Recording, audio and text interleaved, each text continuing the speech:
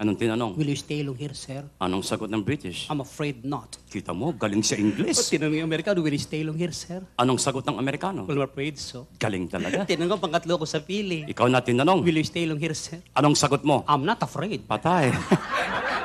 Ano nga Sabi naka-pray? ko natatakot sila, hindi ako natatakot. Saan man makarating? Mali nga eh, mali. Banat ka ng banat eh. Sa Dubai, ganyan din ginawa mo. Anong sabi ko?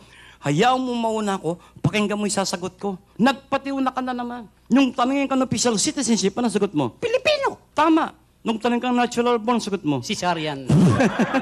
Anong cesarean? Ganun na nakanani ko. Tinatanong kung tunay kang pinanganak na Pilipino. Ayusin lang yung tanong nila. Ayusin mo pakikinig mo. Kaysa buwisit kasi hindi na ako sumama ng Singapore eh. Yan nga. Napasin ko yung labor ata sa'yo natin, hinahanap yung passport mo. Saan ka nagpunta?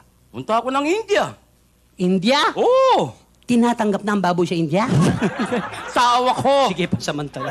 Pero alam mo, may napasin ako sa India. Ano? Karamihan pala ng mga tao ron, may pula rito sa noo eh. Kahit dito, makita mo, naglipa na yung ganyan. Ikaw ba, alam mo kung bakit sila may pula sa noo? Hindi. Hindi mo alam? Bakit? Para malaman daw kung asado o bola-bola. Walang ginawa mo siopaw yung tao, ah. Nagbibiro lang. Sa India, nag-aaral akong tinatawag na black magic. Black magic?